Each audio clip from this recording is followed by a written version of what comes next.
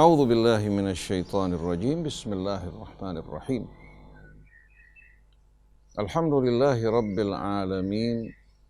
Allahumma salli wa sallim wa barik ala abdika wa rasulika Muhammadin wa alihi wa sahbihi wa sallim.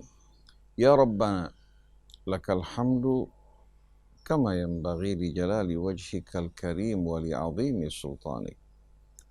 Subhanaka la nuhsi thana'an 'alaika anta kama athnaita 'ala nafsik. Falakal hamdu hatta tarda. Walakal hamdu idza radit, walakal hamdu ba'da ridha.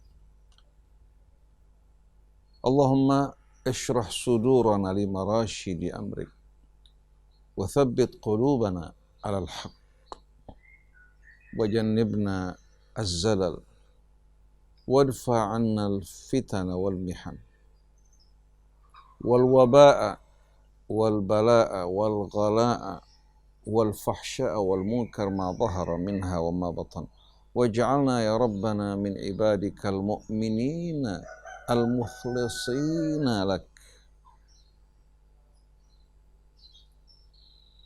wa la taj'alna ya rabbana fi hadha asy-syahril karim minal ghafilin bi rahmatika wa lutfika ya arhamar rahimin. Amma ba'du. Ikhwan akhwat yang dirahmati Allah Subhanahu wa taala, melanjutkan renungan kita kemarin masih bersama Asma'ullahil Husna, mengenal Allah melalui asma'nya, memahami asma'nya melalui ayat-ayat. Dengan subtema mari bersama-sama kita memahami, menghayati dan mengamalkan nama Allah Subhanahu wa taala Al-Ahad. Karena ini menyangkut betul-betul fondasi dari agama kita. Di mana apabila hal ini mengalami pengeroposan, bila hal ini mengalami penodaan dan pencemaran, maka seluruh amal kita tidak akan diterima oleh Allah. Sebagaimana firman-Nya, wa ma umiru illa liya'budullaha mukhlishina lahuddin. Sesungguhnya mereka tidak diperintahkan melainkan untuk mengabdi kepada Allah dengan memurnikan pengabdian mereka semata-mata hanya untuk Allah Subhanahu wa taala. Sebagaimana pada surat Az-Zumar Allah berfirman, ala lillahid dinul khalis. Ketahuilah, yang diterima, diperkenankan di sisi Allah Subhanahu wa taala hanya pengabdian yang benar-benar murni teruntuk Allah Subhanahu wa taala. Jadi kita masih bersama tema utama kita, mengenal Allah melalui asma'nya, memahami asma' Allah melalui ayat-ayatnya yang Allah turunkan sebagai bayinat, penjelasan dan penerang bagi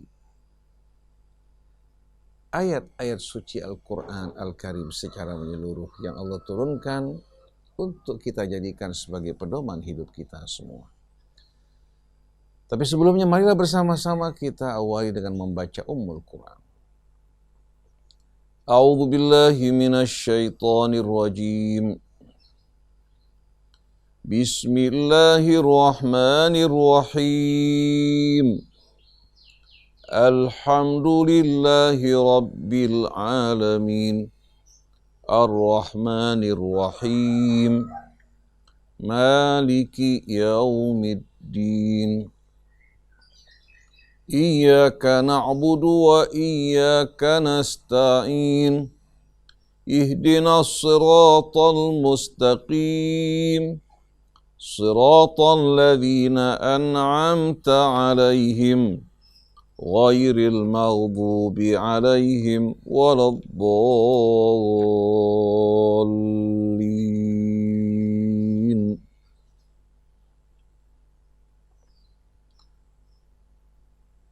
Amin. Shadaqallahul azim. Wa sadaqa rasuluhul karim. Wa nahnu ala dhalika minasyahidin. Ikhwan akhwat yang dirahmati Allah.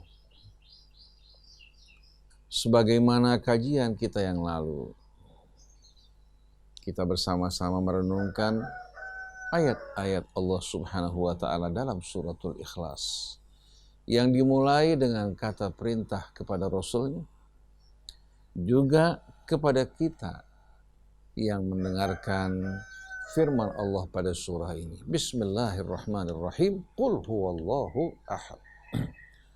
Katakan, wahai Rasulullah, katakan wahai setiap orang yang beriman, sesungguhnya dialah Allah yang ahad, Tuhan yang Maha Esa, la syarikalah, tiada sekutu baginya. Dia tidak menyerupai sesuatu dan tidak ada sesuatu yang menyerupai dirinya. Dia pencipta segala sesuatu yang tak butuh kepada apa yang ada pada makhluknya, sedangkan makhluknya dalam seluruh kehidupannya bergantung kepadanya, Tuhan yang Maha Esa. Oleh karena itu dilanjutkan, Allahus Samad, sesungguhnya Allah lah As-Samad, yang menjadi tempat bergantung, bersandar, berharap bagi seluruh makhluknya. Hanya Dia yang kuasa untuk memenuhi apa-apa yang mereka inginkan, melindungi mereka dari apa-apa yang mereka takuti. Karena kendali segala sesuatu berada dalam genggamannya. Lam yalid wa lam yulad. Dia tidak melahirkan, tidak pula dilahirkan. Dialah satu-satunya pencipta selain dari Allah adalah makhluknya. Bukan lahir daripadanya, tapi makhluk-makhluk yang diciptakan dengan kehendaknya, dengan bentuk, rupa, keadaan, dan potensi sesuai dengan yang dikehendaki Allah Subhanahu wa Ta'ala. Hubungan antara Allah dan kita semua adalah hubungan antara Sang Khalik pencipta dengan makhluk. Allah tidak memiliki nasab dengan makhluknya. Makhluk-makhluknya diciptakan dari asal usul yang Allah Subhanahu wa Ta'ala kehendaki. Allah menciptakan mereka dari ketiadaan.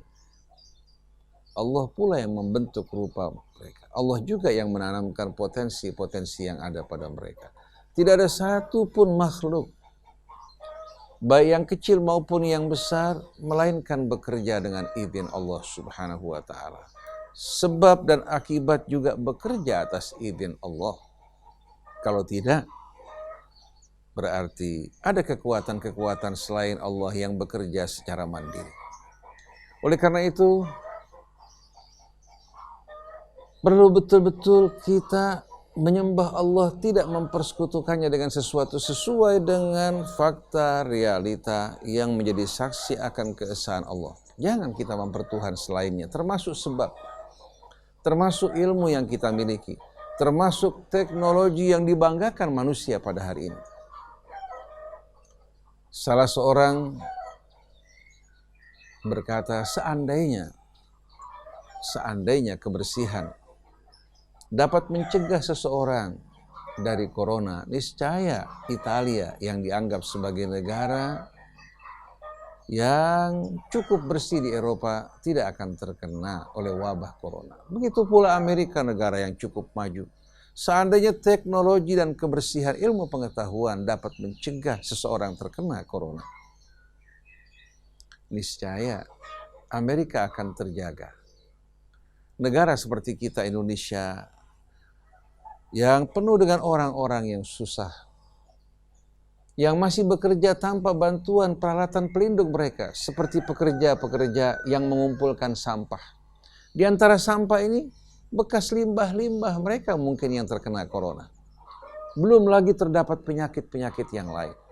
Tapi Allah Subhanahu wa Ta'ala jaga dan pelihara mereka, kecuali dengan kehendaknya mereka terkena penyakit.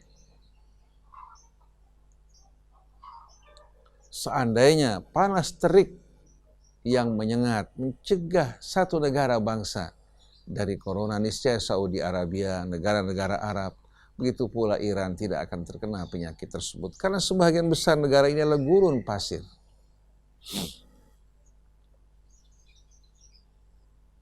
Seandainya menjaga kebersihan dengan sebaik-baiknya dan disiplin. Penuh kehati-hatian akan mencegah seseorang dari corona. Niscaya Pangeran Charles yang hidup dalam penjagaan yang ketat sampai makanan minumannya melalui pemeriksaan tidak akan terkena penyakit tersebut. Lalu kita bertanya-tanya,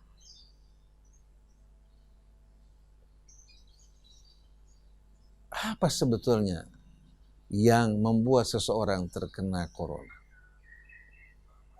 Padahal dia sudah berhati-hati menjaga kebersihan hidupnya. Jawabannya semua tidak lepas dari kehendak Allah. Dan Allah tidak pernah berbuat kezaliman terhadap hambanya. Selama ini manusia telah lupa kepada Allah, menyombongkan diri dengan ilmu pengetahuan, dengan teknologinya, dengan berbagai macam peralatan-peralatan yang melindungi mereka dari berbagai macam ancaman. Tapi ternyata virus makhluk yang lemah tak berdaya mampu untuk membuat mereka mengalami ketakutan dan tak berdaya. Oleh karena itu ikhwan, akhwat, yang paling mengerikan adalah kesombongan. Banyak orang-orang yang merasa dekat dengan Allah sebagai tokoh-tokoh agama, mereka juga terkena. Karena kesombongan mereka sebagai tokoh agama, merasa dekat dengan Allah. Akhirnya Allah Subhanahu wa ta'ala berikan peringatan kepada mereka. Oleh karena itu, bila ingin menjaga diri kita, menjaga keselamatan kita, berdoalah kepada Allah dengan penuh kerendahan, jauh dari kesombongan. Jangan kita beranggapan ibadah kita, amal kita, perjuangan kita seolah-olah sesuatu yang berarti di mata Allah. Ketahuilah ini hanya usaha kita. Sedangkan Allah tidak diuntungkan dari usaha yang kita lakukan. Yang Allah inginkan dari seorang hamba, merendah di hadapan Tuhannya, ruku dan sujud dengan penuh ketawabuan, lalu berdoa kepadanya dengan sungguh-sungguh dan tidak menyombongkan diri. Inilah orang-orang yang akan mendapatkan lindungan, perhatian dan kasih sayang dari Allah Subhanahu wa ta'ala. Ini berhubungan dengan fondasi agama kita, yaitu at-tauhid, bertauhid kepada Allah Subhanahu wa ta'ala. Tidak menjadikan selain Allah sebagai dewa-dewa sembahan-sembahan yang kita sembah. Kita mengharap dan kita takut padanya. Ketahuilah bahwa orang-orang yang beriman kepada Allah, yang mengabdi kepadanya dengan murni, hanya menyandarkan harapan mereka dan perlindungan mereka kepada Allah Subhanahu wa ta'ala, Tuhan yang Maha Esa. Jadi Allah Subhanahu wa ta'ala, Tuhan yang Maha Esa ini, Dialah yang berkuasa memerintah di seluruh alam raya dengan kehendak dan kebijakannya. Dia tidak melahirkan, tidak pula dilahirkan. Walam yakun lahu kufuwan ahad. Dan tidak ada sesuatu yang serupa dengan dirinya.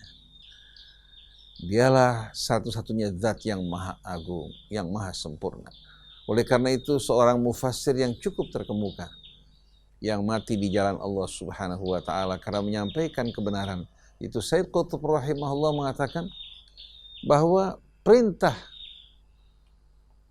bertauhid kepada Allah yang Rasulullah SAW diperintahkan untuk mengumumkannya adalah tafsiril wujud, yang menjadi tafsir yang menerangkan hakikat dan rahasia wujud dari seluruh alam raya dan isinya. Wa manhajun lil hayah, dan juga dari Allah Subhanahu wa ta'ala al-ahad yang memerintah mengatur seluruh alam raya dengan kebijaksanaannya, kita mengambil pedoman hidup kita. Juga manhajun lil ibadah, dan manhaj pedoman tata cara beribadat kepada Allah sebagaimana yang dikehendaki oleh Allah. Maka seluruh kehidupan kita seharusnya sebagaimana berawal dari Allah, kita kembalikan seutuhnya kepada Allah Subhanahu wa ta'ala. Dalam surat Az-Zumar dimulai ayat pertama Allah berfirman, Bismillahirrahmanirrahim, Tanzilul kitabi minallahil azizil hakim. Sungguhnya kitab ini diturunkan dari sisi Allah yang maha perkasa lagi maha bijaksana. Inna anzalna ilaikal kitaba bil haqq. Sesungguhnya kami telah menurunkan kepadamu Alkitab, yaitu Al-Quran, bil haqq, dengan tujuan yang hak dan berisikan tuntunan-tuntunan yang hak yang tidak meragukan. Fa'budillaha mukhlishan lahuddin, maka sembahlah Allah, mengabdilah kepadanya dengan memurnikan pengabdianmu semata-mata hanya teruntuk Allah. Mengapa? Ala lillahi dinul khalis, ketahuilah pengabdian yang diterima di sisi Allah diperkenankan hanya pengabdian yang murni semata-mata hanya teruntuk Allah Subhanahu wa ta'ala.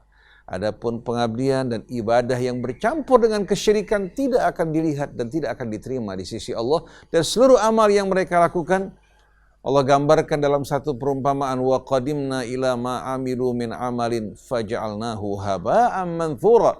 Kami datangi seluruh amal-amal yang mereka kerjakan, yang mereka banggakan, kami jadikannya bagaikan tepungan-tepungan debu yang halus. Kami biarkan bertaburan, berserakan. Oleh karena itu, bila kita semua ingin selamat, ingin amal kita diterima, dan Allah memandang kita dengan pandangan yang penuh kasih sayang, mendekap kita dengan dekapan rahmat-Nya, mengabdilah kepada Allah dengan memurnikan pengabdianmu kepadanya. Wa ma umiru illa liya'budullaha mukhlishina lahuddin, dan mereka tidak diperintahkan kecuali beribadah kepadanya, mengabdi kepadanya dengan mengikhlaskan, memurnikan pengabdian mereka kepada Allah. Maka dengan ini hadirin sekalian, kita memahami, menghayati dan mengimani bahwa tidak ada sesuatu di alam raya ini yang bergerak, yang bekerja, ataupun yang berdiam melainkan dengan izin Allah Subhanahu wa ta'ala.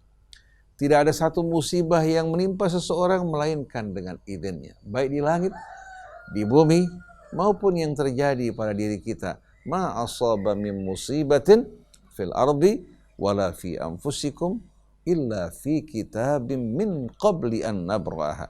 Tidak ada satu musibah yang terjadi di bumi atau pada diri kalian kecuali telah kami catat dalam kitab kami, dalam lauh mahfuz, sebelum kami bahkan menciptakan mereka. Kenapa Allah beritahukan hal ini? Likaila ta'sau ala ma fatakum, agar kalian terdidik untuk tidak bersedih, berputus asa, larut dalam duka dengan sesuatu yang luput dari kalian. Wala tafrahu bima atakum, dan tidak bangga diri dengan apa yang sampai kepada kalian dari kenikmatan dan keuntungan. Semua ini cobaan. Yang menentukan kemuliaan kalian bukan berapa banyak harta yang kamu terima, kedudukan yang kamu duduki, dan kamu tidak dipandang hina dengan cobaan yang menimpa kamu, baik itu penyakit, kesempitan, kemiskinan, tapi kemuliaan kamu, syukur kamu di saat menerima nikmat, kesabaran kamu, kepasrahan kamu di saat kamu dicoba dengan kesempitan dan penyakit, kamu hadapi semua dengan kelapangan dan penuh rasa syukur dan sabar. Ini yang akan mengangkat diri kamu di sisi Allah Subhanahu wa ta'ala. Begitu juga dalam surat At-Taghabun Allah berfirman, ma asaba min musibatin illa biiznillah. Tidak ada satu musibah yang menimpa seseorang kecuali dengan izin Allah. Wa may yu'min billah yahdi qalbah. Begitu dia beriman kepada Allah, Allah akan berikan bimbingan, tuntunan pada kalbunya, pada hatinya, hingga merasakan tentram dan aman. Di tengah-tengah wabah ini dia tidak akan ketakutan, tidak akan panik, tidak akan bergelisah, tidak akan salah kaprah, tapi dia menjaga dirinya, kebersihannya. Dia beramal, dia berjuang, dia tidak meninggalkan arena perjuangan. Tapi sayang, sungguh sayang, peringatan Allah diabaikan. Ancaman-ancaman Allah mereka acuhkan. Tapi terhadap corona, makhluk yang lemah, mereka panik, ketakutan. Di mana keimanan kita? Di mana keyakinan kita yang telah hilang? Padahal seseorang tidak akan mati melainkan pada waktu yang ditentukan Allah. Wa ma kana li nafsin an tamuta illa bi idznillah kitaban muajjala. Sesungguhnya tidak ada satu jiwa yang akan diwafatkan dan mati kecuali dengan izin Allah, sesuai dengan kitab dan ajal yang telah ditetapkan Allah Subhanahu wa ta'ala. Mudah-mudahan kita semua betul-betul dapat memahami, menghayati pesan yang Allah sampaikan melalui suratul Ikhlas ini dan ayat-ayat yang lain yang tadi kita bacakan, hingga kita benar-benar bertauhid dalam arti yang sebenarnya. Subhanakallahumma wa bihamdik asyhadu an la ilaha illa anta astaghfiruka wa atubu ilaik wal afu minkum. Wassalamualaikum warahmatullahi wabarakatuh.